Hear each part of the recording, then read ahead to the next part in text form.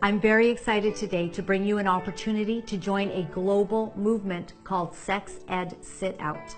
Parents who say they are sick of the sexualization of their children in classrooms across the world are demanding public schools to end these practices. Joining with moms and dads across the nations, we are asking parents to pull their children out of public school on April 23rd. Let your voice be heard in our nation of Canada with respect to the sex activist curriculum that we call SOGI 123. It stands for Sexual Orientation and Gender Identification. SOGI 123 includes materials that suggest changing genders is not only heroic and good, but that anybody who disagrees is a mean bigot. See, for instance, the book Jacob's New Dress, which is being used by the Vancouver School Board and is recommended as a SOGI resource by the BCTF.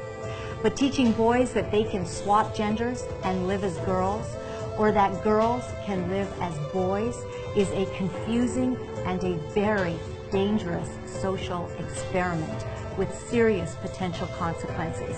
It can and does in most instances lead to these youths medically transitioning, which typically means becoming lifelong pharmaceutical customers and in many cases eventually having so-called gender-affirming surgery. Freedom of religion is being trampled underfoot by SOGI 123 and other similar programs. The Charter of Rights in Canada tells us that we have freedom of religion and no one group is to impose their beliefs on another. Well, what is going on? By promoting gender identity politics, schools are favoring one worldview over another. We do not want our children indoctrinated with an ideology that we do not agree with and is being forced upon our children. We do not want our children taught about safe anal sex as is found in the resource sections of our education ministry. These are our kids, not yours, and we don't approve.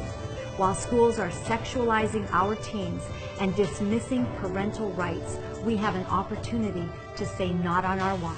Enough is enough. Join me if you can in Victoria, BC at the BC Legislature on April 23rd.